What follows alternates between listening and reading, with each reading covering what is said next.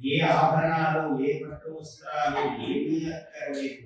ఒక బిల్వదళం తీసుకువెళితే చాలు, ఒక చెంబు నీళ్లు తీసుకెళ్తే చాలు. చెంబు లేదండి, దోసిలు పట్టుకుని నీళ్లు తీసుకురాగలిగితే అవి వస్తే చాలు. దానికే బ్రహ్మానంద భరితుడు అవుతారు. ఈ సులభత్వం అనేది ఉంది కదా, సులభత్వం అనేది ఏ శ్రమను ఇవ్వదు మానవుడికి. కష్టపడక్కర్లేదు, ఏమీ చేయక్కర్లేదు. ఎక్కడి పుష్పాలో, ఆ పువ్వులో, ఈ పువ్వులో కోటి పుష్పార్చన చేసుకుంటాడు. కోటి బిల్వార్చన చాలా గొప్పవి అన్ని, అందరూ చేయగలిగేవి కాదు. కోటి బిల్వార్చన కొందరు అంటుంటారు, దీంట్లో ఏముందండి, దాంట్లో ఏముందండి, నీ మనసులో లేకనే కదా ఇవన్నీ తిప్పలు పడుతున్నాము. మనసులో అంటూ ఉంటే ఎందుకు, ఇన్ని చేసేటప్పుడు ఎప్పుడైనా మనసులో కూడా కలుగుతుందేమో అని ఆత్మత, ఆశ. దానికోసమే కోటి కుంకుమార్చన చేయాలి అమ్మవారికి. దానికోసమే కోటి స్వామికి కోటి కోటి బిల్వదళాలు, పుష్పాలు ఇవన్నీ ఎందుకు చేస్తాము? అయ్యా భస్మ అభిషేకం చేస్తున్నాము అన్నారు, అన్నాభిషేకం చేస్తున్నాము. ఎన్ని అభిషేకాలు ఉన్నాయో అన్ని ఇవన్నీ ఎందుకండి శివుడి మీద వేయటము అంటే, ఒరే నాయన శివుడి మీద వేయడానికి అనేక మంత్రములు, శబ్దాలు ఉద్ధరించి అవన్నీ ఎదురు చూస్తున్నాయి శివార్చన కోసం.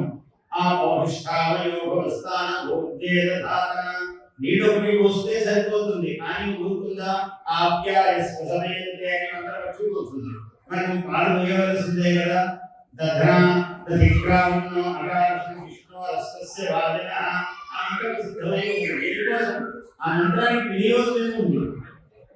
ఆ రుద్రుడికి నీవు పెరుగుతో అభిషేకం చేయకపోతే ఈ మంత్రానికి వినియోగం ఏమీ లేదు, వృధా అయిపోతుంది. దాని పుట్టుకే వ్యర్థమైపోతుంది. అంత శబ్దజాలం ఎందుకు పుట్టింది?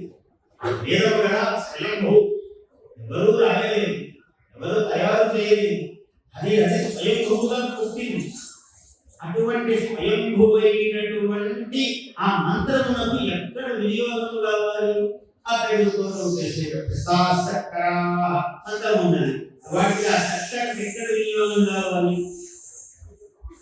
ఇట్లా ప్రతి మంత్రము, ప్రతి శబ్దము సర్వశబ్దవాచ్యుడు గణేశుడే కాబట్టి సర్వశబ్దములకు ఒక ఫలస్వరూపము, గమ్యస్వరూపము గణేశుడే కాబట్టి అన్ని శబ్దములు కూడా ఎక్కడ పర్యవసిస్తాయో, ఎక్కడ పర్యవసానము పొందుతాయో, ఎక్కడ మహాఫలము చారితాక్ష్యములు పొందుతాయో అది పరమేశ్వరుడి తత్వం.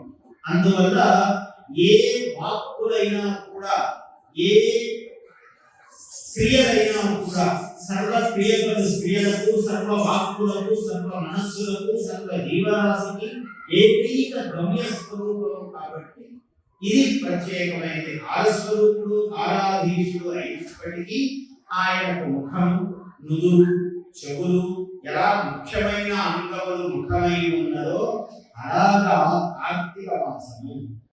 Please subscribe to our YouTube channel. Like and share this video.